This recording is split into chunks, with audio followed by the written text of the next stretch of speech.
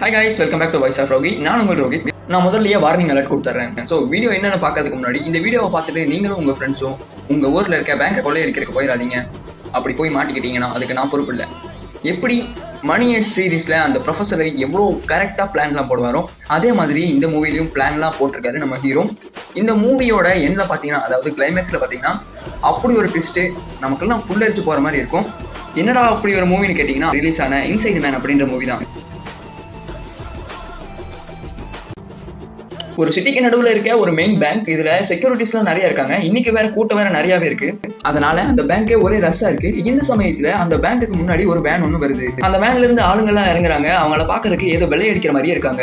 அவங்களோட திங்ஸ் எல்லாம் எடுத்து வெளியே வைக்கிறாங்க. அப்போ ஒருத்தர் நேரா பேங்க்குள்ள வராரு. அங்க இருந்த செக்யூரிட்டிஸ்க்கு அவர் மேல சந்தேகமே இல்லை. ஏன்னா அவர் கையில பிளாஷ் லைட்ல வச்சிருக்காரு. அதனால யாருக்கும் எந்த சந்தேகமும் வரல. அந்த பிளாஷ் லைட்டை கேமரா பக்கம் திருப்பி அதை ரிஃப்ளெக்ட் பண்றது தான் அவரோட பிளான். அவரோட பிளான் படியே அவர் கேமராவை ரெஃப்யூஸ் பண்றாரு. இவரோட டீம் மெம்பர் ஒரு 3 பேர் அவங்களோட திங்ஸ் எல்லாம் எடுத்துட்டு உள்ள வராங்க. வந்த உடனே பேங்கோட மெயின் டோரையும் சாத்திடுறாங்க. உள்ள இருந்த ஒருத்தர், டே யாரா நீங்க பேங்க் கதவையெல்லாம் சாத்துறீங்க அப்படின்னு கேட்க, கேமராவை ரெஃப்யூஸ் பண்ணார்ல அவரு அந்த ஆள் மேல கன் பாயிண்ட்ல வச்சு ஏதாவது பண்ணணும்னு நினைச்சேன்னு வையன், இறக்கிறேன் அப்படின்னு சொல்றாரு. டே இந்த பேங்கை நாங்க கொள்ளை அடிக்க போறோம், எல்லாரும் தாரியில படுங்க அப்படின்னு அவர் சொல்றாரு. சொன்னது மட்டும் இல்லாம அங்க ஸ்மோக் பாம் எல்லாம் போடுறாங்க, படுக்க வைக்கிறாங்க. இவங்க டீம்ல மொத்தமா 4 பேருமே கன் வச்சிருக்காங்க. சப்போஸ் யாராவது படுக்கல அப்படின்னா அவங்கள அடிச்சோம் மரட்டியும் படுக்க வைக்கிறாங்க. அவங்க எல்லாரும் மாஸ்க் வேற போட்டிருக்காங்க. டே எங்களோட பிளான் முடிகிற வரைக்கும் நீங்க எல்லாரும் அமைதியா இருக்கணும், யாராவது ஏதாவது பண்ணணும்னு நினைச்சீங்கன்னா சும்மா விட மாட்டோம் அப்படின்னு பக்காவா மிரட்டுறாங்க. இவங்க 4 பேரும் மாஸ்க் போட்டிருக்காங்க, கையில கன் வேற வச்சிருக்காங்க. அது மட்டும் இல்லாம ஸ்மோக் கிரனேட்டையும் தூக்கி வீசிருக்காங்க. இதனால பேங்கோட மெயின் கேட் வழியா ஸ்மோக்கும் வெளியே வருது. என்னடா நடக்குது அப்படின்னு ஒரு போலீஸும் பாக்குறதுக்கு வர. அப்போ உள்ள இருந்த ஒருத்தன், நாங்க இங்க பேங்க் ராபரி பண்றதுக்கு வந்திருக்கோம், நீ எதுவும் பெருசா ட்ரை பண்ணாத, எங்களுக்கு ஏதாவது இடையூறு பண்ணினா உள்ள இருக்கிறவங்க எல்லாம் செத்துருவாங்க, எங்கிட்ட நிறைய பேர் மாட்டிருக்காங்க அப்படின்னு சொல்லிட்டு உள்ள போயிடறான். அந்த போலீஸும் பேங்குக்கு ஏதோ பெரிய பிரச்சனை வரப்போகுதுன்னு அவளுக்கு மேலதிகாரி எல்லாம் இருப்பார்ல அவர்கிட்ட சொல்றாரு. இந்த ப்ராஜெக்டை எடுத்து நடத்துறவர் 2 டிடெக்டிவ். அதுல ஒருத்தர் பேர் கையர் அசிஸ்டன்ட் மிசல். இவங்க 2 பேருக்கும் அந்த ராபரி பத்தி தெரிஞ்ச உடனே ஸ்ட்ரைட்டா அந்த பிளேஸ்க்கு வராங்க. அந்த கும்பல்ல ஒரு லேடியும் இருக்கா அந்த க்ரூ மெம்பர்ஸ்ல. அவ எல்லாத்தையும் வர சொல்லிட்டு, யாரா இங்க பேங்க்ல வேலை செய்யறீங்க அப்படின்னு கேட்கறான். பேங்க்ல வேலை செய்யறவங்களை தனியாவும் நார்மல் பீப்புள்ஸை தனியாகவும் வர சொல்லிடுறான். இந்த பேங்கை கொள்ளையடிக்க வந்திருக்கிறவங்க எல்லாருமே மாஸ்க் போட்டுக்கிறதுனால யாருன்னு அவங்களுக்கு தெரியல. நீங்க எல்லாருமே உங்ககிட்ட இருக்க மொபைல் போன்ஸ், பர்ஸ், கீஸ் எல்லாத்தையுமே எங்கிட்ட கொடுக்கணும் அப்படின்னு சொல்றாங்க. அவங்க கிட்ட மாட்டிக்கிட்டு இருக்கிறவங்களும் எல்லாத்தையும் கொடுத்துட்றாங்க. ஆனா ஒருத்தர் மட்டும் வெறும் கீஸ் மட்டும் தான் கொடுக்குறாரு, செல்போனை கொடுக்கல. உன்னோட செல்போன் எங்க? நான் செல்போன் எடுத்துட்டு வரல, என்னோட வீட்டுல இருக்கு அப்படின்ற மாதிரி அவர் சொல்றாரு. அப்படியா? இந்த கதையெல்லாம் நான் நம்ப மாட்டேன், இப்போ ஒழுங்கா உன்னோட செல்போனை கொடுத்துரு, இல்லைன்னா நாளைக்கு நீ தலைப்புச் செய்தியில வந்துருவேன் அப்படின்னு நம்ம ஹீரோ சொல்லி மிரட்டுறாரு. நான் உண்மையை தான் சொல்றேன், என்னோட செல்போன் வீட்டுல தான் இருக்கு அப்படின்னு அந்த ஆளும் சொல்றாரு. அதுக்கு நம்ம ஹீரோ என்ன பண்றாருன்னா, அந்த கும்பல் கிட்ட இருந்து வாங்கினார்ல ஒரு போனை வச்சு அவரோட போன் நம்பரை ட்ரையல் பண்ணி பாக்குறாரு. அப்போ அவர் போனை மறைச்சு வச்சிருக்காரு, அதாவது ஒளிச்சு வச்சிருக்காரு. அதனால ஒரு ரூமுக்குள்ள போட்டு அவர் மொத்திடுறாங்க. இந்த மாதிரி நீங்களும் யாரும் ட்ரை பண்ணாதீங்க அப்படின்னு நம்ம ஹீரோ வார்ன் பண்ணிடுறாரு. இல்லைன்னா இந்த ஆளோட நிலைமை தான் உங்களுக்கும் அப்படின்னு சொல்றாரு. நீங்க எல்லாரும் ட்ரெஸ்ஸை ரிமூவ் பண்ணுங்க அப்படின்னு சொல்லி அங்க இருக்க எல்லாரோட ட்ரெஸ்ஸையும் ரிமூவ் பண்ணிட்டாங்க, இன்க்ளூட் லேடிஸ். அவங்க கொடுத்திருக்க பிளாக் கலர் துணி தான் அவங்களும் போடணுமா. அதே மாதிரி அந்த மெம்பர்ஸும் இருப்பாங்கல்ல, அவங்களும் பிளாக் கலர் துணிவே போட்டுறாங்க. இதனால யாரு ராபரி டீம்ல கண்டுபிடிக்க முடியாது. இதுக்கு வெளியே கேட் அந்த டிடெக்டிவ் இருப்பார்ல அவர் தான். இவங்களை எப்படி கண்டுபிடிக்கலாம் அப்படின்னு 2 பேரும் யோசிச்சுட்டு இருக்காங்க. நமக்கு ஏதாவது ப்ராப்ளம் வரதுக்கு முன்னாடியே வெஸ்ட்டை போட்டலாம்னு சொல்லிட்டு அவங்க 2 பேரும் வெஸ்ட்டை போட்டுட்டு இந்த மிஷின்குள்ள ஃபுல்லா இறங்கிடுறாங்க. அப்ப பேங்க்குள்ள ஒரு வயசான ஆளு தன்னந்தனியா பரிதாபமா இருக்காரு. இந்த ஆளை உள்ள வச்சிருந்தோம்னா நமக்கு தான் ரிஸ்க், அதனால வெளியே கொண்டு போய் விட்டுலான்னு சொல்லிட்டு வெளியே கொண்டு போய் விட்டுட்டு உள்ள வந்து பேங்கையும் லாக் பண்ணிடுறாங்க. வெளியே வந்து வயசானவர் அந்த டீம் மாதிரியே பிளாக் கலர் துணி போட்டுருக்கிறதுனால அந்த டீம்ல இருந்து ஒரு ஆள் தான் வெளியே வந்துட்டாரு அப்படின்னு சொல்லிட்டு அவரை பிடிக்கிறாரு. அதுக்கப்புறம் தான் தெரியுது அவரு நார்மலான ஒரு பர்சன் அப்படின்னு. அவரை பாதுகாப்பா கூட்டிட்டும் போயிடுறாரு. இந்த மாதிரி பேங்கை கொள்ளையடிச்சிட்டாங்க அப்படின்ற விஷயம் அந்த பேங்கோட ஓனருக்கு தெரியுது. அவருக்கு ரொம்பவுமே டென்ஷன் ஆயிருது. அவருக்கு பணத்தை பத்திலாம் கவலையே இல்லை, அந்த பேங்க் லாக்கிறதுக்குள்ள அவரோட பர்சனல் என்னமோ இருக்கு, அது அந்த ராபரி மெம்பர்ஸ் கிட்ட கிடைக்க கூடாது அப்படின்னு ஒயிட் அப்படின்ற பொண்ணுக்கு கால் பண்ணி பேசுறாரு. இந்த ஒயிட் பொண்ணு ரொம்பவுமே இன்டெலிஜென்ட்டான பொண்ணு, எனக்கு இந்த மாதிரி பர்சனலான இன்ஃபர்மேஷன் அதுல இருக்கு, அது எனக்கு கண்டிப்பா வேணும் அப்படின்ற மாதிரி நம்ம பேங்க் ஓனர் சொல்றாரு. உள்ள வந்தவங்க அந்த பேப்பர்ஸ் திருடுறதுக்கு தான் வந்தாங்களா அப்படின்னு அந்த அக்கா கேட்க, அதெல்லாம் எனக்கு தெரியாது, ஆனா அது மட்டும் வெளியே போச்சு அப்படின்னா நான் நிறைய பேர்த்தோட கேள்விக்கு பதில் சொல்லணும் அப்படின்னு அந்த தாத்தா சொல்ல, சரி விடுங்க இதை நான் பாத்துக்கிறேன் அப்படின்னு அந்த அக்கா சொல்லிடுறாங்க. என்ன பண்ணலாம் அப்படின்னு யோசிச்சுட்டு இருக்காங்க. அப்ப வெளியே வந்தார்ல ஒரு தாத்தா, அவர்கிட்ட ஏதாவது தெரியுமான்னு கேட்கறாங்க. உள்ள இருக்கவங்க எல்லாருமே பிளாக் கலர் ட்ரெஸ் தான் போட்டிருக்காங்க, அதனால உங்களால உள்ள போய் ஷூட் அவுட்டும் பண்ண முடியாது, வேணா நம்ம அந்த கும்பலுக்கு கால் பண்ணி உங்களுக்கு என்னதான் வேணும் அப்படின்னு கேட்கலாம் அப்படின்னு எல்லாரும் பிளான் போடுறாங்க. அதுக்கு டிடெக்டிவ் கேவ் தெரிஞ்சுட்டு, நம்ம ஃபர்ஸ்ட் கால் பண்ண வேணாம், நம்ம ஃபர்ஸ்ட் கால் பண்ணா ரொம்ப வீக்கா இருக்கும் அப்படின்றது தெரிஞ்சிடும், அதனால அவங்களே கால் பண்ணட்டும் அப்படின்னு வெயிட் பண்றாங்க. பட் அந்த வேற வழி இல்லாம அந்த டிடெக்டிவும் கால் பண்றாரு. பட் அந்த ஹீரோ காலை பிக்கப் பண்ணவே இல்லை. ஏன் அவங்க அட்டன் பண்ணல அப்படின்னு அப்படின்னு டிடெக்டிவ் கெய்த்துக்கு ஒரே டென்ஷன். ஏன் அவங்க அட்டன் பண்ணல அப்படின்னா ரொம்ப சீக்கிரமா அட்டன் பண்ணா இதுக்காக தான் வெயிட் பண்றேன் அப்படின்னு அவங்க நினைச்சுப்பாங்க. அதனாலதான் அந்த லீடர் கால் அட்டன் பண்ணவே இல்லை. இந்த நேரத்துல அந்த பேங்க்ல சிசிடிவி ஃபுட்டேஜ் எல்லாம் செக் பண்ணி பாக்குறாரு. அப்போ ஒருத்தர் உள்ள வராரு. அவரு பிளாஷ் லைட் அடிக்கிறாரு. அப்போ கேமரால பிளாங்க் ஆயிருது. என்னடா இது பிளாஷ் லைட் அடிச்சா கேமரா பிளாங்க் ஆயிருமா அப்படின்னு கேட்க ஒருத்தர் சொல்றாரு, சார் இதெல்லாம் ஒரு விதமான லைட்டு, அதை மனுஷனால பார்க்க முடியாது, பட் கேமராஸ் அதை அப்சர்வ் பண்ணிக்கும், அதனாலதான் இப்படி கேமராலாம் பிளாங்க் ஆயிருது அப்படின்ற மாதிரி அவர் சொல்றாரு. அப்போதான் அந்த டிடெக்டிவ் ஒன்னு புரிஞ்சுக்கிறாரு, உள்ள வந்தவங்க சாதாரணமான ஆள் இல்ல, டெக்னாலஜியை காய்ச்சி குடிச்சவங்க அப்படின்னு. அப்போ பேங்க்ல இருந்து யாரும் வெளியே வர மாதிரி இருக்கு. இவங்களும் வெளியே போய் பாக்குறாங்க. அப்போ ஒருத்தர் காது கண்ணு வாயு மூக்கெல்லாம் கட்டின மாதிரி ஒருத்தர் தலையில ஒரு பாக்ஸையும் தொங்க விட்டு வெளியே வராரு. ஹலோ சார், நீங்க நில்லுங்க, அப்படியே நில்லுங்க சார், என்ன எதுவும் பண்ணிடாதீங்க, நான் பேங்க்ல ஒர்க் பண்ற ஆள் தான் அப்படின்னு அவர் சொல்றாரு. டேய், நீ பேங்க்ல ஒர்க் பண்ற ஆளா இல்ல அந்த கூட்டத்தில் இருக்க ஆளா, நாங்க பாத்துக்கிறோம் அப்படின்னு சொல்லிட்டு இவங்கெல்லாம் அவர் அட்டாக் பண்றாங்க, அடிக்கிறாங்க, உதைக்கிறாங்க. ஓ அதெல்லாம் இல்லையா, அவர்கிட்ட இருந்து அந்த சூட் கேஸையும் புடுங்குறாங்க, ரொம்ப ஹேர்ஸா பிஹேவ் பண்றாங்க. அதுக்கப்புறம் அவரோட முடியெல்லாம் பிச்சு ரொம்பவே கேவலப்படுத்துறாரு. பேங்கை கொள்ளையடிக்கிறேன்னு சொல்லிட்டு வந்த கொள்ளையர்கள் அந்த மனுஷங்க கிட்ட யார்ட்டையுமே ஹேர்ஸா பிஹேவ் பண்ணல, பட் அந்த போலீஸாருங்களாம் பாத்தீங்கன்னா ரொம்பவுமே கேவலமா ட்ரீட் பண்றாங்க. அந்த சிங்க கிட்ட ஒருத்தர், சார் அங்கே எத்தனை பேர் இருக்காங்க அப்படின்னு கேட்குறாங்க. சார் நீங்கள் கேட்குற கொஸ்டின் எல்லாத்துக்குமே நான் ஆன்சர் பண்ணுறேன். கெட்டவங்க அவங்களா இல்லை நீங்களா? என் மேலே எதுக்கு கையை வச்சிங்க?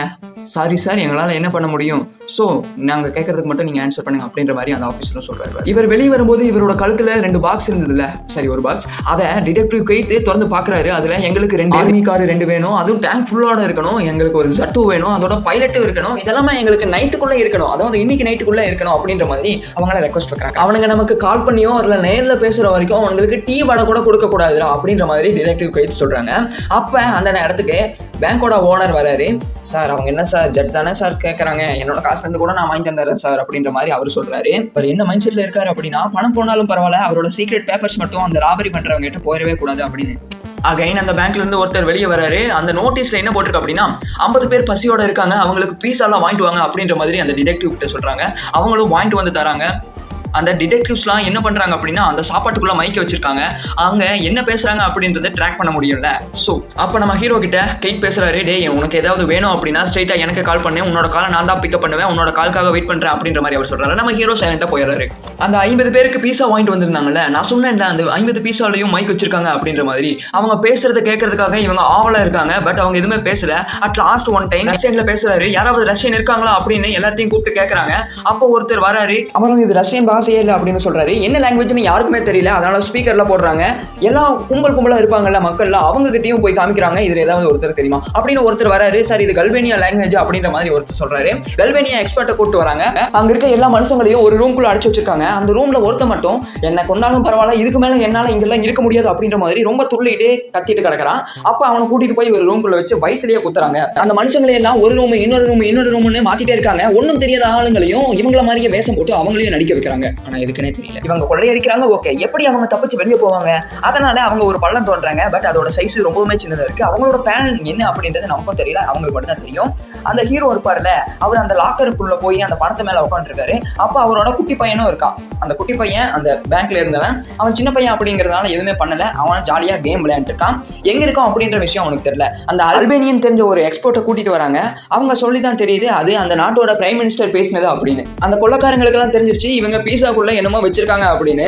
அதனாலதான் அந்த நாட்டு பிரைம் மினிஸ்டர் பேசினதை எடுத்து கொண்டு வந்து வச்சிருக்காங்க ரெக்கார்ட் பண்ணி. அவங்க பண்ண பிளான் கரெக்டா போயிட்டு இருக்கு, பட் அவங்க என்னமோ பண்ண ட்ரை பண்றாங்க, நம்மள டிஸ்ட்ராக்டும் பண்றாங்க அப்படின்னு கைத்துக்கு நல்லாவே புரிஞ்சுக்கிறாரு. பட் பேங்க்குள்ள அவங்க என்ன பண்றாங்க அப்படின்றது போலீஸ்க்கு கடைசி வரைக்கும் தெரியவே இல்லை. அந்த கும்பல்ல ஒரு லேடி இருப்பாங்கல்ல, அவங்களோட பேர் ஸ்டீவ். என்னதான் லேடியா இருந்தாலும் அவங்க ஸ்டீவ்னு பேர் வச்சிருக்காங்க. எதுக்குன்னு கேட்டீங்கன்னா, போலீஸை டிஸ்ட்ராக்ட் பண்றதுக்கு தான். அந்த பேங்க்ல இருக்க ஒரு லாக்கரை இவங்க ஓபன் பண்றாங்க. அந்த லாக்கருக்குள்ளதான் அந்த ஓனரோட பர்சனல் டீடைல்ஸ்லாம் இருக்கு. அதை எடுத்து பார்த்துட்டு இருக்காங்க. அது மட்டும் இல்லாம அங்க நிறைய டைமண்ட்ஸும் இருக்கு. அதை மட்டும் அலேக்கா தூக்கிட்டு வந்துடுறாரு நம்ம ஹீரோ. உங்களோட பிளான் என்ன அப்படின்னு எங்கிட்ட சொல்லிருங்க அப்படின்னு கை சொல்றாரு.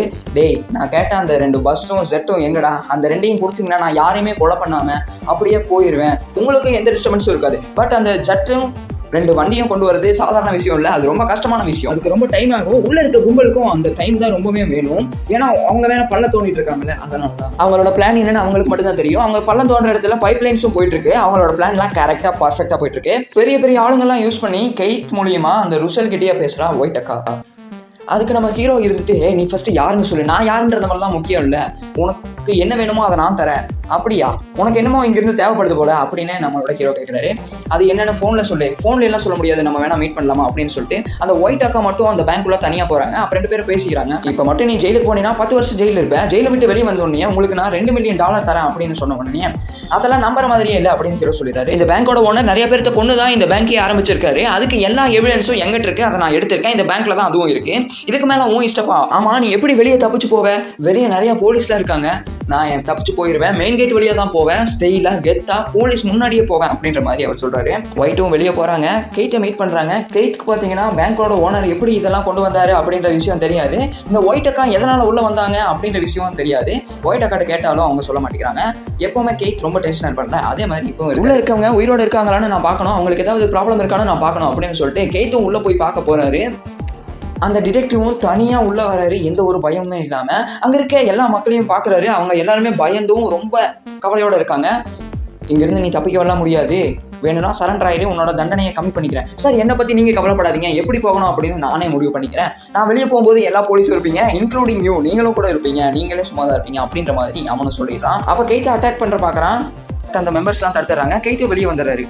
இவங்க யாருமே ஹாஸ்டல்ஸை அட்டாக் பண்ணுற மாதிரி எனக்கு தெரியல அப்படின்ற மாதிரி கெய்த்து வெளியே போய் அசிஸ்டன்ட் கிட்ட சொல்லிட்டு இருக்கான். அந்த சமயத்தில் உள்ள என்ன நடக்குது அப்படின்னா, அந்த கும்பல்காரங்களாம் ஒருத்தனை சூட் பண்ணி சாகடிக்கிறாங்க.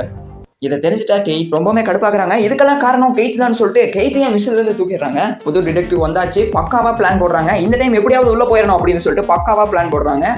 இன்னொரு பக்கம் பார்த்தீங்கன்னா கெய்த்தும் அவரோட அசிஸ்டண்ட்டும் இருக்காங்க. 2 பேரும் பேசிட்டு இருக்கும்போது தான் கெய்த்துக்கு ஒரு விஷயம் தோணுது. இவங்களுக்கு எப்படி நம்மளோட பிளான்லாம் தெரியும், அவங்க சப்போஸ் மைக் ஏதாவது வச்சிருப்பாங்களா அப்படின்னு சொல்லிட்டு கெய்த் எல்லா இடத்தையும் தேட ஆரம்பிக்கிறாரு. அவங்க சாப்பாடு வேணும் அப்படின்னு சொல்லிட்டு அனுப்பிச்சுட்டு இருப்பாங்கல்ல, அந்த பாக்ஸ் தான் ஃபர்ஸ்ட் தேடுறாரு. அந்த பேக்ஸை ஓப்பன் பண்ணி பார்க்குறப்ப தான், உடச்சு பார்க்குறப்ப தான் தெரியுது அதுக்குள்ள ஒரு மைக் இருக்கு அப்படின்றது. இவ்வளோ இன்டெலிஜென்ட்டாக இருப்பான் அந்த ஹீரோ. போலீஸ்ல என்னதான் பக்கமாக பிளான் போட்டிருந்தாலும் அந்த மைக் மூலியமா அவங்க எல்லாத்தையும் தெரிஞ்சிருப்பாங்கல்ல. பட் அந்த போலீஸ் கிட்ட நம்ம கெய்த் பேங்க்குள்ள போகாதீங்க, நம்மளோட பிளான்லாம் அவங்களுக்கு தெரிஞ்சிருச்சு அப்படின்ற மாதிரி சொல்றாங்க. பட் எல்லாருமே அந்த பிளானை எக்ஸிக்யூட் பண்ண தான் ட்ரை பண்றாங்க.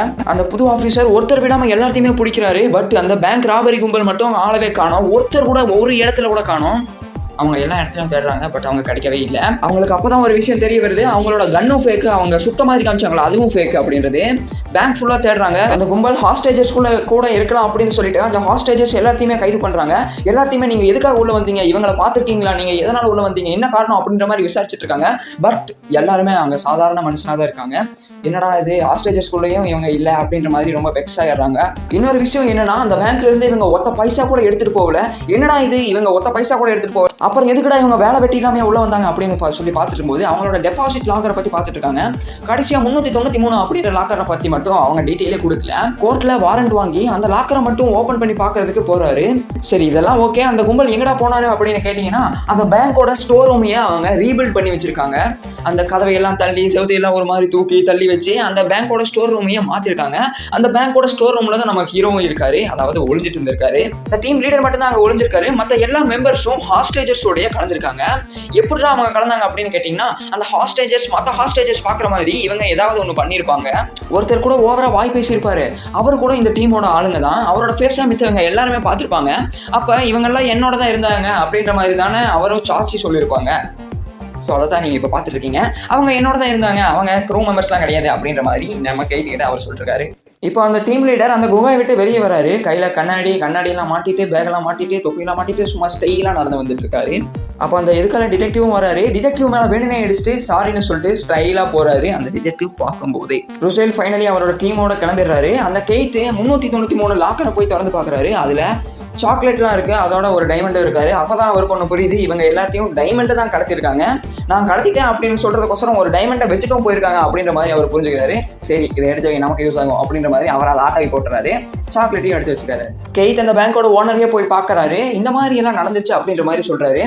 அவரே எதையுமே கரெக்டாக சொல்லலை, ஏன்னா நிறைய பேர்த்த கொண்டு தான் இந்த பேங்கை ஆரம்பிச்சிருக்காரு. அதுக்கான பேப்பர்ஸு, டாக்குமெண்ட்ஸு, டைமண்ட்ஸு எல்லாத்தையுமே அதை திரும்ப காட்டி போட்டாங்க. கேஸை க்ளோஸ் பண்ணியிருக்கேன் அப்படின்ற மாதிரி அவரும் சொல்லிடுறாரு.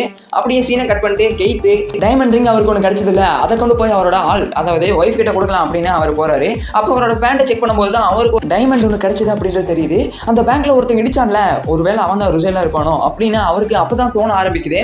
ஓ அவன் தான் இப்போ பேங்க்குள்ள டைமண்டை வச்சிருக்கான் அப்படின்ற விஷயம் அந்த டிடெக்டிவ் கெய்த்துக்கும் தெரியுது. தெரியுது. அந்த கும்பலுக்கு எகென்ஸ்டா ஒண்ணுமே பண்ண முடியாது. ஏன்னா அந்த பேங்கோட ஓனர் இதெல்லாம் தப்பான வழியில தான் சம்பாரிச்சு வச்சிருக்காரு. அவரும் கரெக்டா எதுவும் சொல்லல அப்படின்றதுனால எல்லாமே இவருக்கு டிஸ்அட்வான்டேஜாக தான் இருக்கு. இதோட இந்த படத்தையும் முடிக்கிறாங்க. கண்டிப்பா இந்த படம் பிடிச்சிருக்கும்னு நினைக்கிறேன். மறக்காம பிடிச்சிருந்தா இந்த சேனல் சப்ஸ்கிரைப் பண்ணிருங்க. நான் தான் உங்கள் ரோஹித். இது உங்கள் voice of Rohit. Bye guys.